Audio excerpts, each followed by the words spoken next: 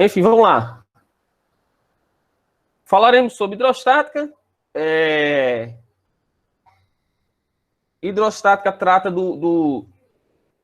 dos líquidos e gases em repouso, né? Dos fluidos em repouso, estáticos. E depois nós vamos ver esses fluidos em movimento. E aí nós chamamos isso de hidrodinâmica. E esses conteúdos são muito importantes e tem muito a ver com a biologia, até porque nosso corpo é composto uma boa quantidade, basicamente, de água, né? E nós temos muito sangue circulando nas nossas veias, e nós temos as veias com dimensões diferentes, e em determinados momentos o coração, ele bombeia mais sangue, com mais pressão, e isso influencia a questão das veias, a obstrução nas veias. Então, tem muita coisa aí na parte de hidrodinâmica que é importante dentro da biologia. Inicialmente, vai falar sobre essa parte de hidrostática. Vou dar alguns exemplos também, tá certo? Aplicáveis. Então, nesse conteúdo de hidrostática, né, nós falaremos de densidade e de massa específica, pressão e pressão atmosférica. Vamos diferenciar isso daí. Teorema de Stephen, teorema de Pascal, teorema de Arquimedes. Conversaremos sobre isso. Então, para começar, eu coloquei aqui densidade ou massa específica, né? Quando que a gente fala densidade e quando que a gente fala massa específica? A densidade, a massa específica, ela é uma propriedade do corpo, né? É uma propriedade da matéria. E a densidade, ela pode variar. A massa específica, ela não varia. A densidade, ela pode variar. Vamos a exemplo. O ferro, ele tem uma certa massa específica. O que é isso? O volume ocupado por determinada massa, determinada quantidade de massa. A massa específica do ferro, ela não muda, é do ferro, é própria do ferro. A massa específica do alumínio, a massa específica do alumínio, do aço, de determinado aço, né? Cada corpo tem a sua própria massa específica. Já a densidade desse corpo, ela pode variar. Por exemplo, eu tenho 1 kg de ferro. 1 kg de ferro vai ser uma bolinha de 1 kg de ferro. Vai ser algo bem pequenininho assim, né? Uma bolinha completamente maciça de 1 kg de ferro. Ela tem uma certa densidade. Ela tem uma certa massa específica. Se ela for completamente cheia, né? A massa específica dela, que é uma propriedade da substância do ferro, é igual à sua densidade. Agora, suponha que eu possa botar um canudo aqui e soprar. Soprei, e essa bolinha de ferro, de 1 kg de ferro, virou uma bola deste tamanho de futebol de ferro, cheia de ar dentro. Continua tendo 1 kg, só que agora ela inchou. Eu mexi na massa específica dela? Não. Ela continua tendo a mesma massa específica. Só que eu mexi na densidade dela. Agora ela ocupa um volume, aquele 1 kg de ferro ocupa um volume muito grande. A densidade dela diminuiu. Resultado, se eu pegar a bolinha de 1 kg de ferro e jogar na água, na piscina, no mar, ela vai afundar. Agora, se eu pegar essa bolinha que eu enchi, 1 kg de ferro agora nesse volume, e jogar na água, ela vai flutuar. Eu mexi na massa específica nela? Não. Mas eu mexi na densidade. A densidade dela diminuiu agora. Por quê? Porque aumentou o volume. E como diminuiu a densidade, ela ficou mais leve, menos densa, e aí ela sobe, consegue flutuar. Certo? Vou dar alguns exemplos aqui. Então, a densidade de um corpo é a massa, é o volume que determinada massa ocupa, né? E é dada em quilograma por metro cúbico, ou grama por centímetro cúbico, que é o mais comum de aparecer, quilograma por metro cúbico, ou grama por centímetro cúbico. Mas também pode aparecer, por exemplo, em quilograma por litro. A densidade da água é 1 quilograma por litro. O que significa isso? Ou 10 a terceira ou 1000 quilograma por metro cúbico. O que significa isso? 1 quilograma por litro. Significa que cada 1 quilograma de água ocupa 1 litro, né? Ou 1 litro de água tem a massa de 1 quilograma, pesa 1 quilograma. Se eu pegar uma garrafa de 2 litros cheia de água, eu tenho ali 2 quilogramas de água. 2 litros e 2 quilogramas de água. Professor, isso é válido para tudo, que até foi recentemente ele estava com meu cunhado e a esposa dele, e a minha esposa, né, e a mulher dele foram fazer uma receita, e aí estavam debatendo sobre isso. Raoni, aqui, nessa xícara aqui, é uma xícara, eram tantos ml não, estava em grama, a medida do potezinho era em grama. E ela queria saber se poderia considerar a mesma coisa da água no óleo, por exemplo, né?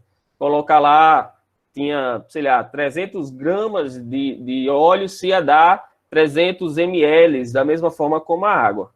E eu disse, não vai dar porque as densidades são diferentes. Então, elas não têm a mesma massa, elas não pesam a mesma coisa. A água tem a densidade de 1 kg por litro, então 1 litro de água equivale a 1 kg. Mas 1 litro de óleo não equivale a 1 kg de óleo. Então, quem determina isso é a densidade. Se eu pegar, por exemplo, 1 kg de ferro, 1 kg de ferro e 1 kg de algodão. 1 kg de algodão vai ser muito algodão, vai ser um pacote enorme. Os dois têm a mesma massa, os dois têm 1 kg. Qual é a diferença? A densidade do ferro é muito maior. Ou seja, aquela massa ocupa um volume muito, muito pequeno. As moléculas estão muito próximas. Já no algodão, as moléculas estão muito afastadas. Aquele 1 kg vai ocupar um volume muito grande, né? Então, elas estão mais afastadas. E dá a impressão de que o corpo é mais leve. Só que, na verdade, ele é menos denso. E o ferro, por estar mais próximo, as moléculas mais próximas, ele ocupa um volume pequeno. Então, ele é mais denso. Se eu jogar no mar, ou na piscina, ou em qualquer canto, o ferro vai afundar e o algodãozinho lá vai flutuar. A densidade de um corpo, eu vou usar o volume todo do corpo, tá certo? É uma propriedade que depende de cada corpo. Pode variar, eu posso aumentar ou diminuir a densidade, e a massa específica não varia. Então, eu posso variar a densidade dessa minha bola de ferro, né, para deixar ela menos densa e assim permitir que ela flutue. Isso justifica o porquê que um navio que é feito de metal consegue flutuar, tá certo? Já que ele tem um volume muito grande, tem muito metal. Se eu pegar todo aquele metal e amassar e comprimir e jogar no mar, ele vai afundar. Mas quando eu aumento o volume ocupado por esse metal, a densidade dele diminui e ele consegue flutuar. Então, aqui eu tenho um quadrado oco. Se eu quiser calcular só a densidade, eu vou pegar o volume todo, né? Porque o volume todo desse corpo, mesmo ele sendo oco. E se eu quiser calcular a massa específica, que é uma propriedade da substância, eu vou pegar como se ele fosse um material sólido, sem os espaços vazios. Então, eu pegaria aqui o 400 centímetros cúbicos, e para calcular a densidade, eu pegaria os 500. Tá certo, galera?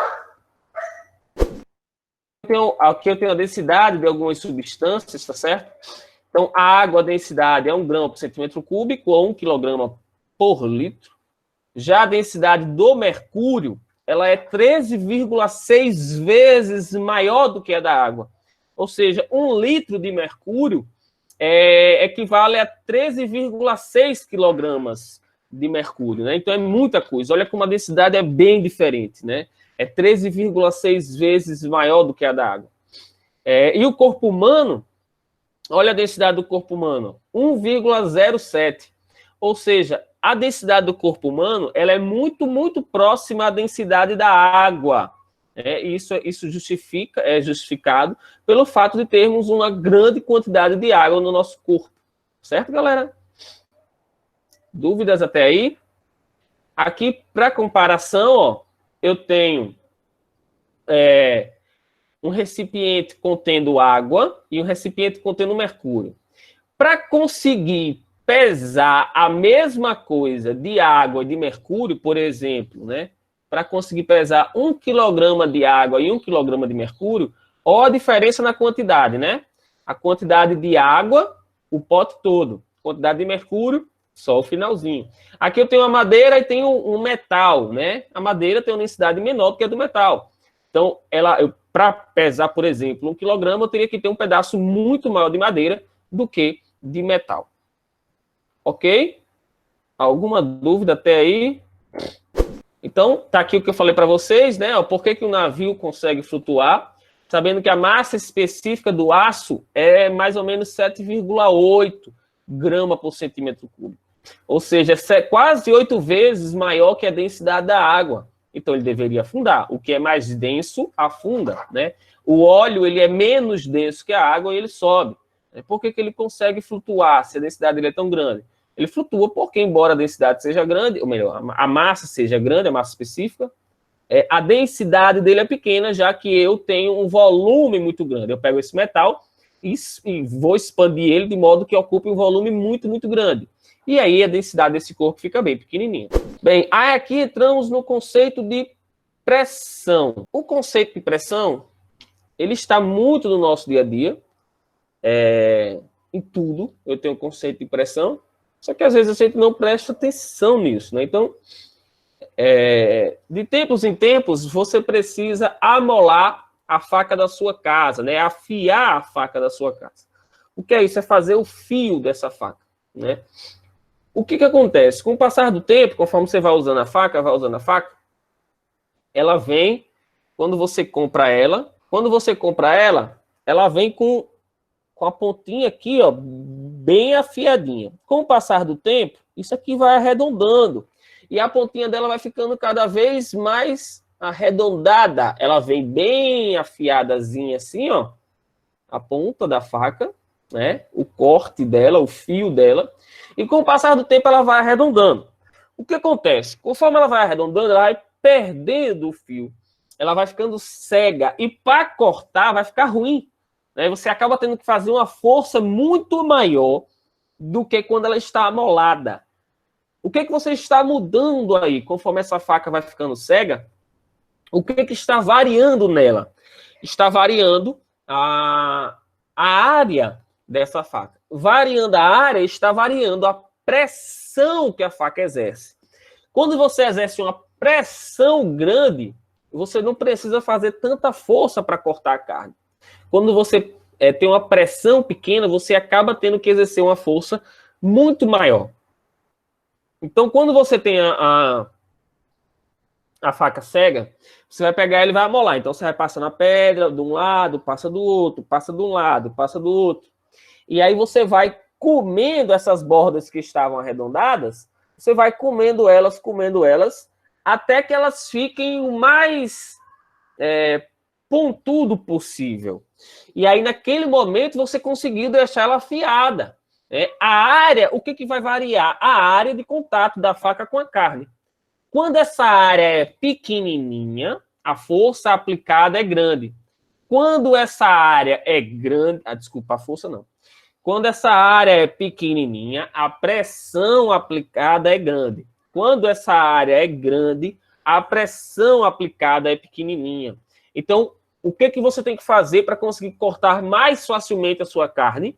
É fazer com que a área de contato seja pequena, assim você aumenta a pressão. E aí você precisa fazer uma força muito menor. Dúvidas? A força é dada em newtons e a área é dada em metro quadrado. Logo, a pressão é newton por metro quadrado, que é a mesma coisa de Pascal. Dúvidas? Então, aqui eu tenho alguns processos físicos que ocorrem dentro do ser vivo, que dependem dos valores e das variações de pressão. E eu vou mostrar alguns exemplos para vocês daqui a pouco. E aí tem uma coisa muito importante que eu sempre digo para os meus alunos, é o seguinte: não, quem causa dor nem é a força, é a pressão. O que causa dor, o que faz você sentir mais dor, nem é tanto a força aplicada, e sim a pressão. Por isso aquela música, não sei se vocês lembram, que é assim: pressão, eu vou botar pressão, mamãe, vai doer. Vai doer porque é muita pressão, né? Se fosse força, não ia doer. Então, o que acontece? Quando você tem, por exemplo, um mosquitinho picando a sua pele, você sente aquele incômodo, você sente muitas vezes doendo, dependendo do mosquito, tem uns mosquitos do capiroto. E aí, dói, porque o bico daquele mosquito é tão pequenininho que a pressão exercida por ele é enorme e é suficiente para conseguir furar a sua pele. Você não consegue furar a sua pele, ó, só com o dedo. Embora o seu dedo seja fino, você pode botar a força que for, você não consegue furar a sua pele, perfurar a sua pele. Porque, embora seja fino, a área dele é grande. É muito grande. Então, a pressão que você exerce é pequena. Agora, quando você pega uma agulha, que o bico é bem fininho, você não precisa fazer tanta força para furar a pele de alguém para tirar sangue, por exemplo. Você faz, se você fizer, até porque se fizer muita força, se você fizer a força que você faz aqui, ó, no dedo, você vai atravessar o braço do coitado, né? Vai bater no osso. Então, você faz bem pouquinha força e você já consegue tirar sangue dessa pessoa, né? Porque a pressão exercida ali é muito grande. A área ali é muito pequena. Então, pressão e área são inversamente proporcionais. Beleza, galera? Sim. Um exemplo, para se tiver alguém por perto, né? Empurra essa pessoa com a mão aberta e empurra essa pessoa só catucando com o dedo. Tem aquela galera que tem uma mania de falar com você catucando. Ei, não sei o quê, que dá vontade de você dar uma reada nele. Pronto. Se ele catucar você, ele apertar você, tocar em você com a mão aberta, não incomoda. Mas se ele ficar catucando com a pontinha do dedo, incomoda muito, porque a pressão exercida pela pontinha do dedo dele é grande e isso vai ser chato, né? Então, se você faz isso, pelo amor de Deus, se toque, né? Não é legal. Bem, vou falar sobre pressão atmosférica, mas eu não sei se eu coloquei na sequência aqui ou se foi depois. Mas o que acontece? Sobre o nosso corpo, a massa de ar que está acima do nosso corpo, ela exerce uma pressão em toda a Terra, né? Em nosso corpo, em todos os corpos da Terra, ficam submetidos à pressão exercida pelo peso dos gases que estão em cima da gente. E essa pressão é chamada de pressão atmosférica, né? E o nosso corpo, ele reage a essa pressão de dentro para fora também, para que o seu corpo não seja esmagado. Então, ele cria uma pressão também de dentro para fora que vai se equiparar a se igualar a essa pressão de fora para dentro. Mas vou falar já sobre isso. Então, aqui eu tenho um bugre.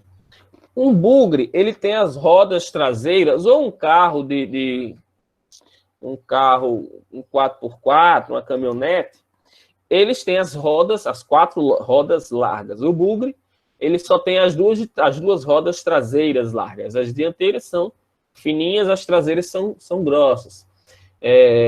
Por que as traseiras e não as dianteiras? O bugre, o motor é atrás, então o peso maior do bugre acaba ficando na parte traseira. E eles colocaram as rodas mais largas na traseira. E são bem mais largas do que a de um carro normal. E as dianteiras são mais fininhas. O que diferencia aí? Né? Eu tenho uma roda muito larga, o que vai me dar uma área de contato com a areia muito grande, e isso faz com que a pressão que esse bugre exerce no chão seja pequena. E aí esse bugre não atola, né? Quando eu tenho um pneu de um carro normal e você vai andar na areia, na praia, um canto, nas dunas ou na praia, a tendência é que o carro afunde, porque o pneu é muito pequeno, a largura é muito pequena. E por ter uma largura muito pequena, a pressão exercida por ele no chão é muito grande. E isso faz com que ele afunde, né? E aí, para andar com esses carros na areia, normalmente as pessoas secam os pneus, porque secando os pneus, ele vai tocar mais no chão, a área de contato vai aumentar, aumentando a área de contato, você consegue diminuir a pressão, e aí o carro vai conseguir andar tranquilamente na areia. Quando você vai encher o pneu de um carro, a pressão que você coloca é mais ou menos de 30 libras, né? Quem tem carro, quem tem moto aqui sabe disso. Ou bicicleta é uma pressão muito próxima. 30 libras. Alguém aqui tem um bugre ou sabe qual é a pressão que o cara coloca no pneu traseiro de um bugre? Alguém aí sabe qual é a pressão dos do pneu traseiro do bugre. O pneu do bugre, ele tem, você coloca uma pressão, normalmente num carro é de 30 libras. No pneu traseiro do bugre é de mais ou menos 8 libras. 10 libras, 8 libras. Porque como a área é muito grande, a pressão que ele exerce é muito pequena. Então a pressão do ar lá dentro também tem que ser pequena. Se vocês já viram aqueles pneus, aquelas bicicletas magrelas, né, que tem o pneu bem fininho, aquele pneu é tão fininho, a área é tão pequenininha que a pressão exercida ali é muito grande, mas é muito grande mesmo. E como a pressão exercida por ele é muito grande, a pressão do ar lá dentro também tem que ser muito grande. Então a pressão dentro daqueles pneus é de mais ou menos 90 libras. Só para vocês entenderem como é que funciona esse negócio aí, muito louco, né? Então tem aqui um faquir, né, que ele senta numa cama de pregos, deita numa cama de pregos. E por que que ele não se machuca se ele vai se deitar nessa cama de pregos? Por que ele não se machuca? Porque se ele deitasse só em um, a pressão exercida por esse prego no corpo dele ia ser gigantesca, né? Todo o peso dele distribuído em uma área muito pequena. Lógico que ia machucar.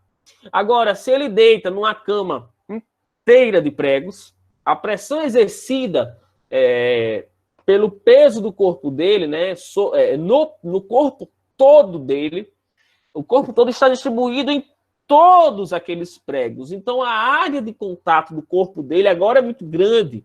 E a pressão exercida vai ser muito pequena pelos pregos. E aí ele não vai se machucar. Embora ainda fique as marquinhas, né? Porque é pontiagudo. Mas ele não vai se machucar se ele se sentasse ou se deitasse em poucos.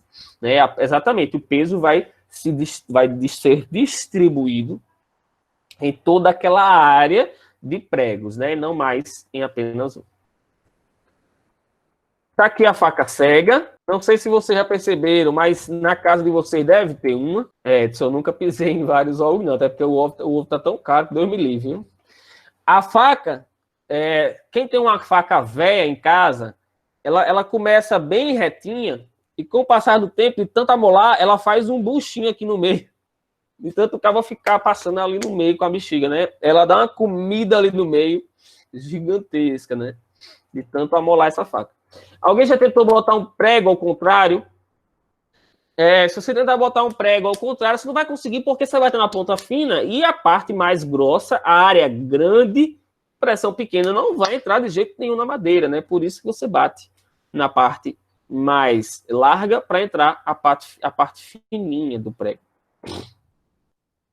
E numa areia movediça, numa pista de patinação, digamos, você deve ter assistido filmes onde tem um lago congelado e o cara vai lá, passando no lago, e o lago começa a rachar, e o cara vai, não cai, e o que ele tem que fazer para evitar que caia? Se o gelo começou a rachar, o ideal é que ele se deite, porque na hora que ele se deitar, a pressão exercida pelo corpo dele vai ser distribuída em uma área muito maior no chão, e aí ele não quebra mais o gelo. Agora, se ele continuar em pé, mesmo que vá devagar, eu tenho toda a pressão do meu corpo exercida numa área muito pequena. E isso vai rachar o gelo e ele vai cair. A mesma coisa seria na areia movediça. Entrou na areia movediça, o ideal seria que você tentasse se deitar nessa areia movediça para que assim a pressão exercida pelo seu corpo seja pequena, já que a área vai ser muito grande e aí você não afundaria. Quem nunca levou um pisão de uma mulher numa festa de salto alto, né? Os homens, principalmente.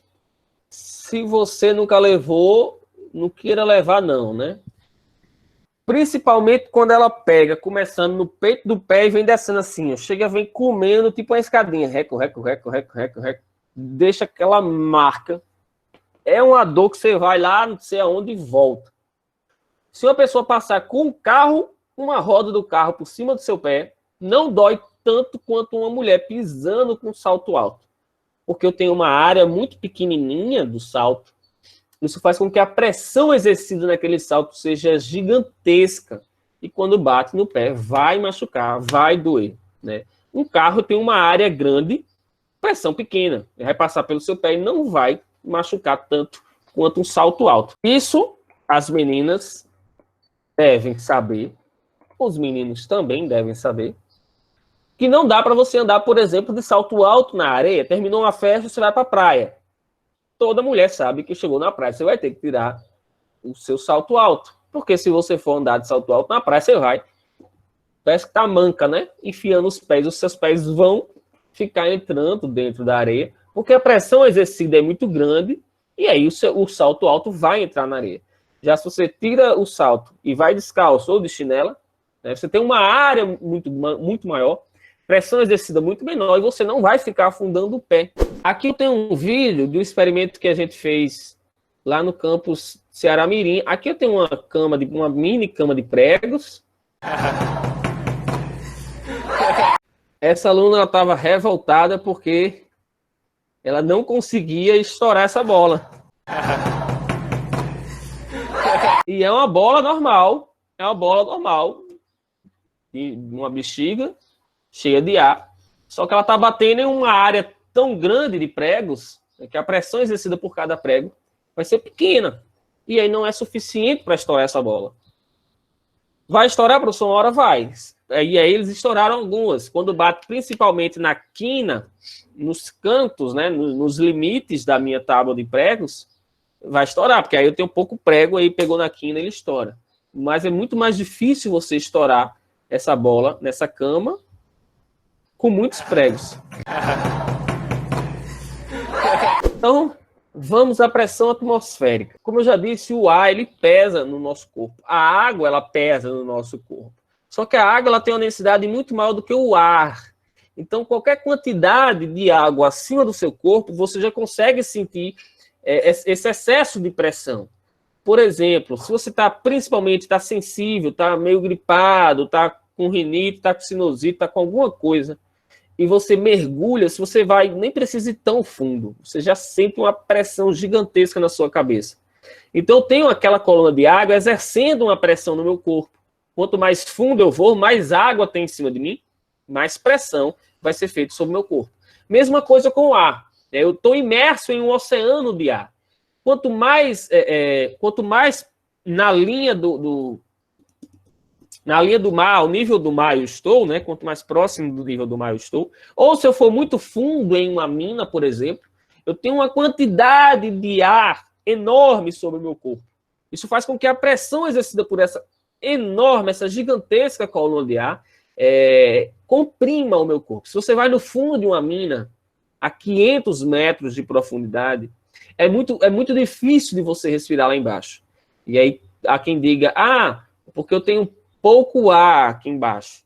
Não é porque você tem pouco ar. É, na verdade, porque você tem muito ar em cima de você. E é tanto ar que é como se você estivesse tentando respirar e alguém estivesse empurrando o seu peito.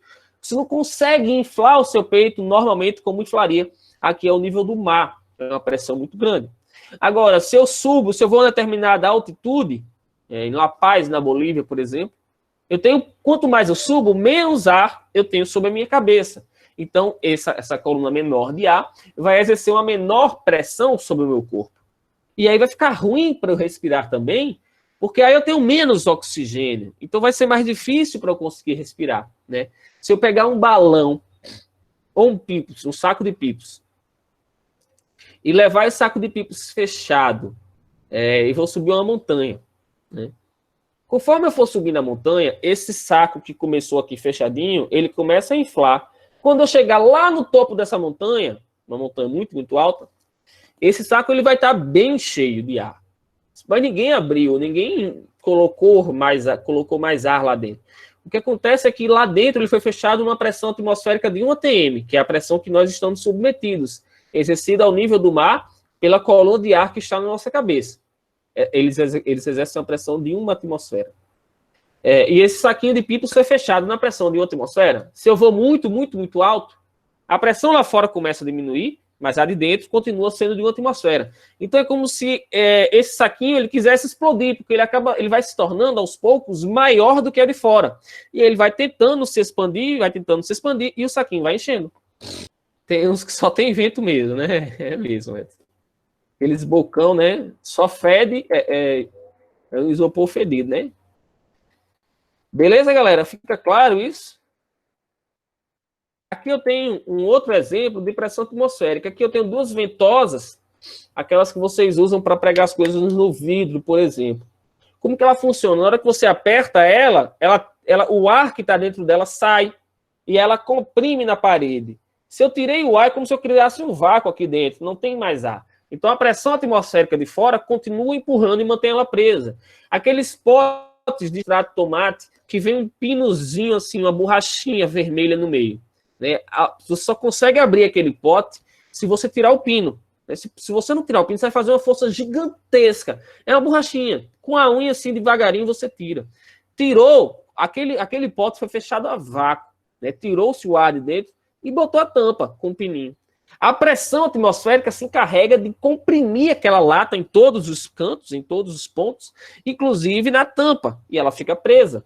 Quando eu tiro o lacrezinho, a borrachinha do meio, o ar entra, a pressão de dentro se iguala com a de fora e eu consigo abrir aquele pote.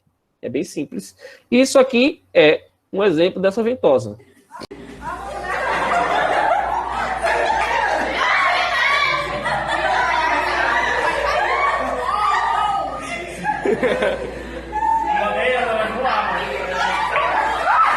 Olha a força que essas meninas precisaram fazer para poder soltar isso daí. Igual a rêmora, exatamente, cara. Então eu tenho... apertei, tirei o ar de dentro, a pressão atmosférica de fora faz com que ela fique ali apertadinha. E eu vou precisar fazer uma força gigantesca para conseguir vencer essa pressão atmosférica. Ou então é só eu puxar aqui no cantinho que ela já solta, né? Que eu vou permitir que o ar entre e aí ela vai conseguir soltar facilmente. Beleza? Então nós vamos parar por aqui e depois do recreio de vocês, a gente retorna. Tchau, tchau. Um beijo no coração de vocês.